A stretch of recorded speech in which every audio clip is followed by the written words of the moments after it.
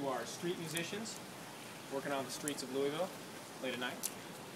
And the first time we see them, they are bored at night. It's late at night. There's not many people on the street. And they are entertaining themselves by telling a story that you may have heard about yourself.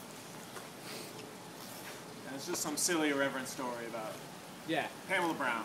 Pamela Brown, that old skis. It goes something like this. Pamela Brown had a balloon, fell down and she died at the end.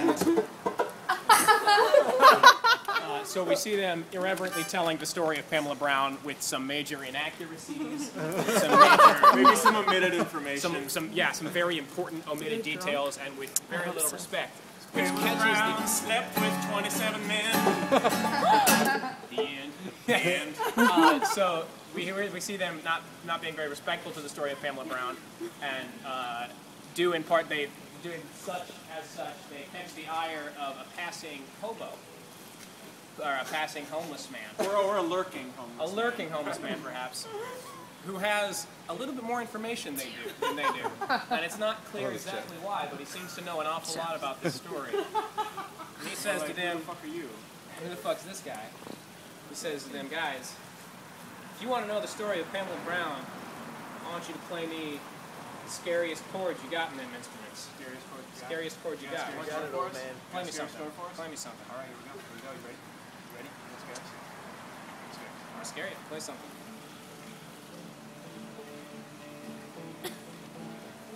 Really happy. As they begin to play, the hobo begins to unfold the tale of Pamela Brown, specifically the part of the story after the balloon has fallen from the sky and is floating on the sea. Our heroes have not much time left on this earth. They are in a shitty place in their lives. They are desperate and sad and angry and frustrated and trying to survive both each other and the elements. The story unfolds, and as it does, we are transported from the world of these street musicians and the hobo. We are transported to the world of Pamela Brown in 1970 in the middle of the ocean in a basket. A little bit of magic, right? So all of a sudden we shift into the world of the play with some ominous underscoring, and we see a scene unfold as it did in the last hours of the lives of Pamela Brown, her husband, and the balloonist. Okay? That story happens. We see the end of the Pamela Brown story. And then we get sucked back into the world of the street musicians and the hobo, and we're back on the street. Now, the street musicians, their interest has been piqued by this sort of grim, scary tale, and they want to hear more of the story of Pamela Brown. Their interest is piqued. They're not satisfied. Like you got some good stories. They're interested, and it seems like this guy has this homeless person has a lot of information. Like, how does he know these things? It's strange that he knows that. I want to hear more about this story. So they ask, well, what happened before that? How'd they get there? And he says, well, Planey is slightly less terrifying, maybe a little bit wistful, romantic, maybe something kind of upbeat. Play me another song, fellas. Yeah, it's not. This is not. Somewhere in the middle. This is in-air sound. Yeah, this is in-air sound. I don't know. It's the airplane. We haven't entirely worked this out yet. There was a song that we wrote that we can't remember. We can't quite remember. Okay, play the free It's lecture. okay. Okay, perfect. Is this the theme song? Yeah, so as we hear this, the previous part of the story unfolds, which is the balloon is in the air.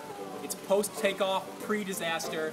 This is sort of the high point of these people's lives, right? They're on their adventure, they're happy, they're in love, they're getting what they want, they're heading towards their goal, there's no trouble in sight, right? We see these people at their best after having seen them at their worst. So we're moving backwards through the story of the events of the Pamela Brown disaster. Cool?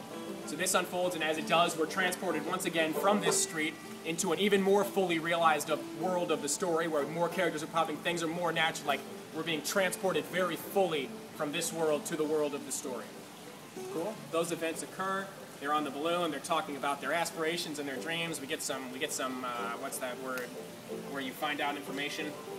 Exposition about the event, about the people we learned about their lives. We see them in love. They're young, and it's great. That story concludes, and the conclusion of that story might also be like 5 minutes before the start of the story that we've already heard. You know what I'm saying? Like that story leads up to the story that we've already heard. So we're moving back in time. Cool? Yeah. That story happens. These guys are, they want to hear, they hear, oh, those poor kids or whatever. They're sad about it. They want to. We want to hear more, and then we want to hear about the people left behind. Do I want to hear about that yet, or do I want to hold off on that? I think you want to hear about that. I think you want to hear about the people that were left behind. And I think then we hear that, like, do we find out who you are yet? I think we find out who I am maybe at the end, or someone. It turns out that the guy who's been telling the stories was intimately involved in the events of the stories. So he was potentially the guy who built the balloon, who then bailed out when he was the other balloonist. He might be the Red Baron. We were talking about that just a minute ago. That's just a possibility. He might be Colonel Sanders. Colonel Sanders. Great. He could be like Pamela Brown's dad. He could be the brother, the husband's brother. He's the kid who got left behind. Yeah, as far as timeline goes. So he is someone who is intimately involved in the story of these events, right? And has therefore more information about it than these guys. And we hear the song. We hear a pretty song.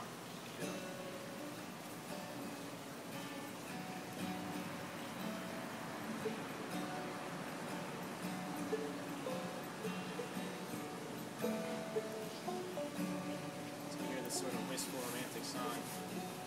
And as we do, we see the beginning of the story. And we sort of come unchained in time a little bit. We see the beginning of the Pamela Brown story, the launch event, the people being left behind, the people saying goodbye to Pamela Brown, her husband, and the balloonist.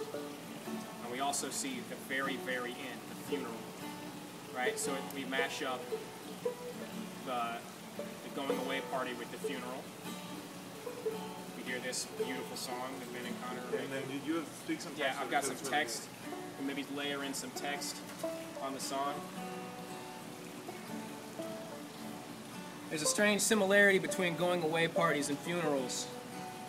Hell, we even use the same pictures. See different characters sort of talking about their experience. When they got far away and people started leaving, I held up my hand like this, so it looked like I was holding them up in the sky. I know it's kind of stupid, but it made it hard for me to leave. I didn't want to think of them up there without anybody holding them up.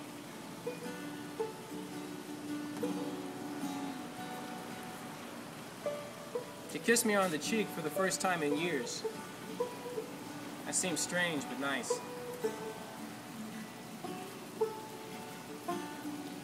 I was supposed to say something at the funeral, but I got all nervous, and I told a stupid story that nobody laughed at.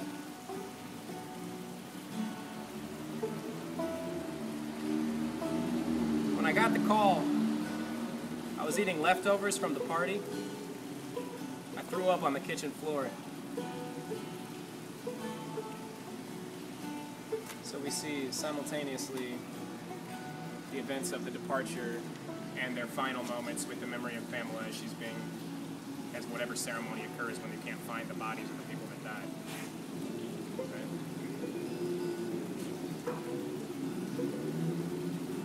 These guys have participated more and more actively in the stories as we go. They've been sucked into the world of the stories.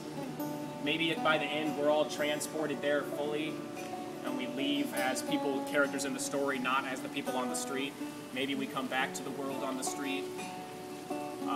Maybe we leave in the world of the story instead. So a lot of the main principles here are lots of music, beautiful, and with more instruments. We got a lot of musical people in this group. We got a lot of people who can sing and who can write songs and can do awesome stuff with fucking music. So we'd love to include lyrics and music that people write. The big thing is this tension between the real world, and the story world, and how sometimes it's really we're fully in the world of the story. Sometimes we're half and half. Sometimes we're fully in the real world.